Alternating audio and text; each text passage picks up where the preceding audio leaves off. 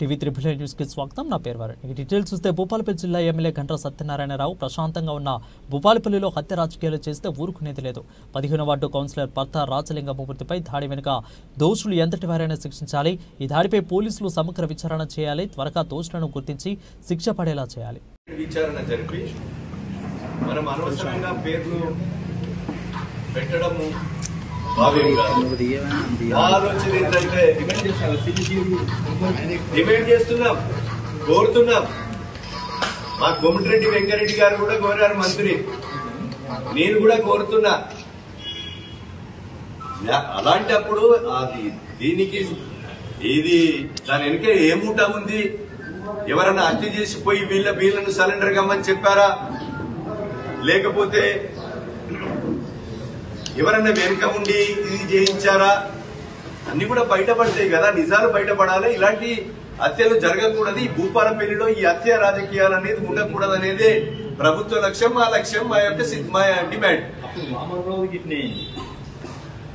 అది ఏదైనా కానీ భూపాలపల్లి జయశంకర్ జిల్లాలో ఈ హత్య మొదటిది. ఇలాంటి హత్య కనుక ఇలాంటిది ఇది మంచిది కాదు. దీన్ని పునరావృతం కావద్దనేది మన డిమాండ్. రాత్రి కూడా అదే చెప్పారు. రాత్రి కూడా నేను వెంటనే జరిగినాక బాధితుల దగ్గరికి, వాళ్ళ భార్య దగ్గరికి కానీ పిల్లల దగ్గరికి పోయి చూసి ఆ ప్రెస్ లో వెంబడే రిలీజ్ చేయడం జరిగింది. ఎవరెవరు లొంగిపోయారు ఇన్ఫర్మేషన్? ఇప్పుడు సంజీవ్ ఇంకో అతను లొంగిపోయాడు,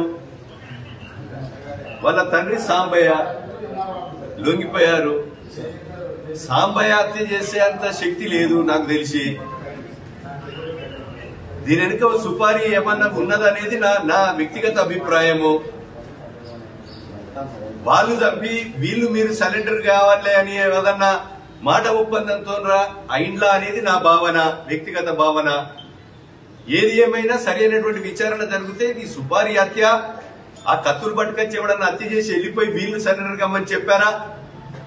సాంబయ్య గాని సంజీవ్ గాని తండ్రి కొడుకులు ఇద్దరు సరెండర్ అయ్యారు.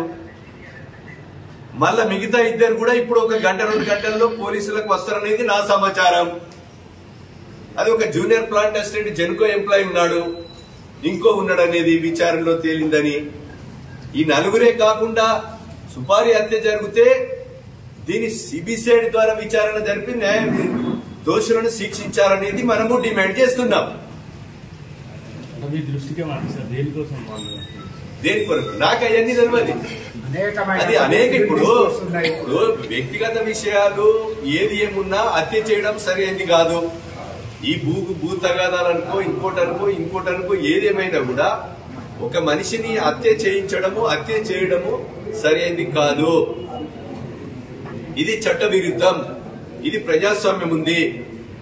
ప్రజాస్వామ్యం పద్ధతిలో మనం ఒక రిప్రజెంటేషన్ చేయాలి. చట్టం దాని చేసుకుంటది కానీ హత్యలు చేయడం సరైనటువంటి విధానం కాదు. భూమి తగాదాలు, అక్రమంగా భూమి తగాదాలు ఎవరు చేసుకున్నా, వీడు చేసుకున్నా, ఆడు చేసుకున్నా, ఇంకోటి చేసుకున్నా, ఏ వ్యక్తి చేసుకున్నా కూడా దీనికి ఒక చట్టంకు లోబడి పనిచేయవలసినటువంటి బాధ్యత మన మీద, అందరి మీద ఉంది. ఈ భూపాలపల్లిలో ఇలాంటి జరిగినటువంటి హత్య మళ్లీ పునరావృతం కావద్దని కోరుకుంటున్నాం.